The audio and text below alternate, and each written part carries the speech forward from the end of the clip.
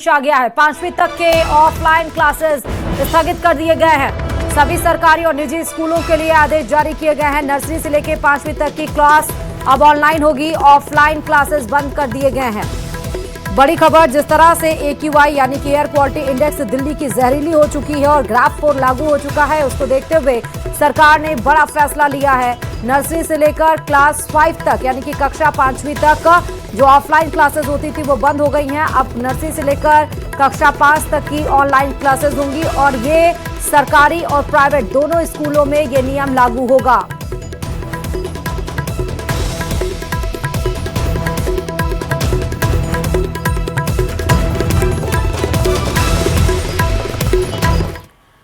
PM Modi के अपमान को लेकर संसद में सियासी संग्राम जारी रहा। बीजेपी का आरोप है कि कांग्रेस की दिल्ली में हुई रैली में पीएम मोदी के खिलाफ अभद्र नारेबाजी की गई, जिसे लेकर राहुल और सोनिया गांधी को देश से माफी मांगनी चाहिए।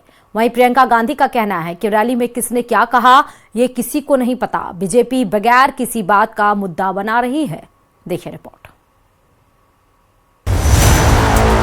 इनको देश से माफी मांगनी चाहिए। प्रधानमंत्री मोदी जी का कमर खोदने के लिए इन्होंने नारा लगाया।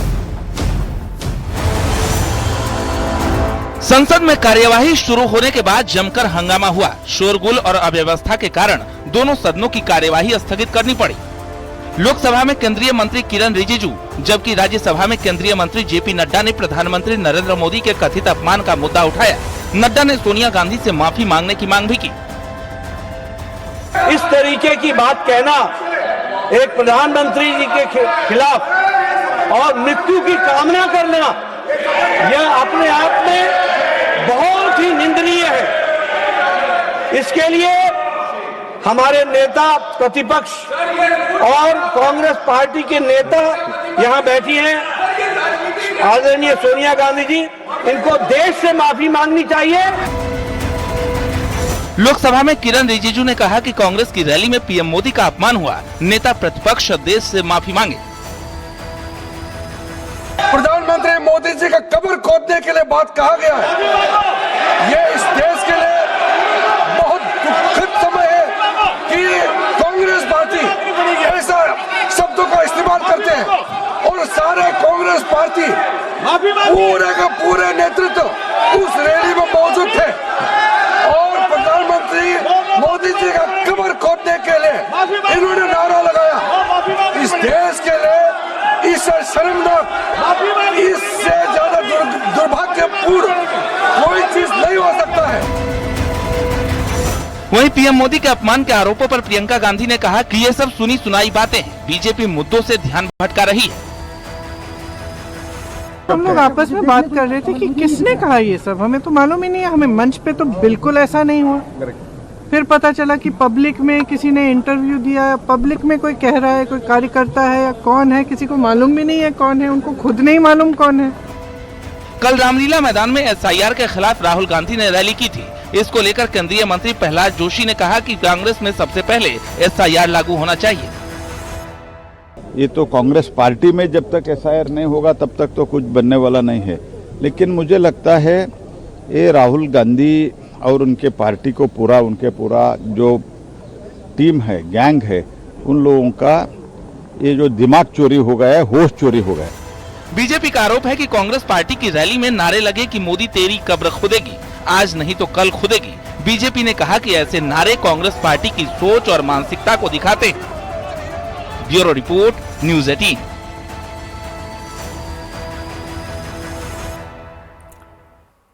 तो चलिए अब बात करते हैं SIR की। जी हां, SIR पर सीएम योगी आदित्यनाथ ने बयान दिया कि अब तक वोटर लिस्ट में करीब 4 करोड़ वोटर कम हैं।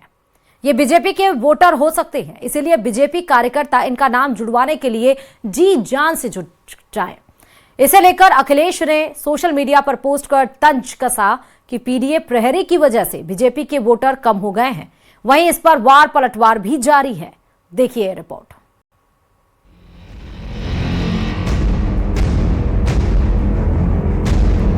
सीएम योगी ने SIR को लेकर बड़ा बयान दिया, जिसमें उन्होंने कहा कि यूपी करीब 4 करोड़ वोटर की कमी का दावा किया।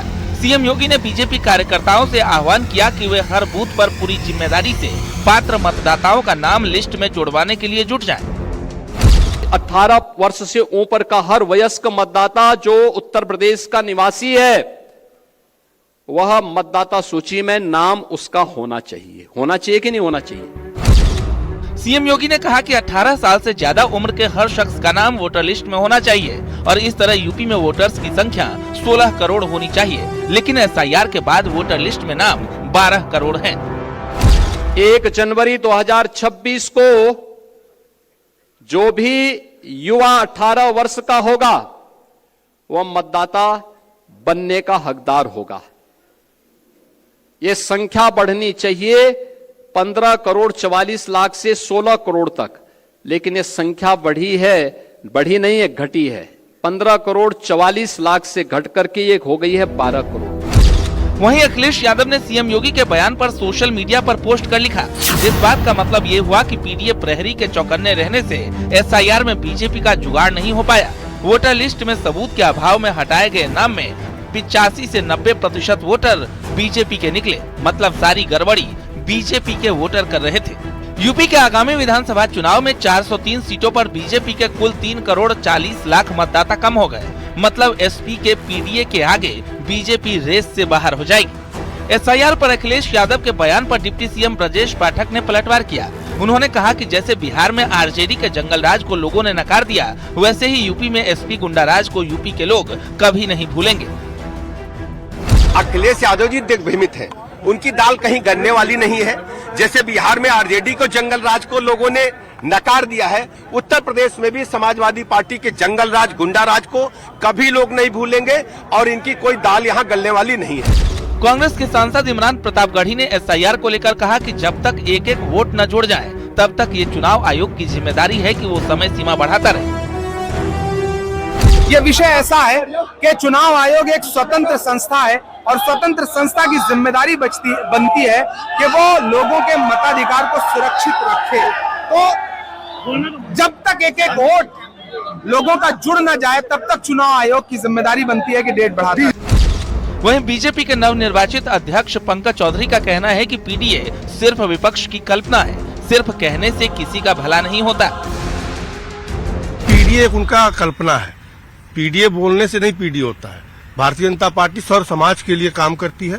सबका साथ सबका विकास जो प्रधानमंत्री जी का मंत्र है, उसके आधार पर हम काम करते हैं और पीडीए केवल कहने से नहीं होता, पीडीए पे कायम भी होना पड़ता है। सीएम योगी के एसआईआर पर बयान के बाद जहां अखिलेश ने सोशल मीडिया पर तंज कसा, वहीं एसआईआर को लेकर विपक्ष और बीजेपी में वार पलटवार जारी है। Bureau report, news 18।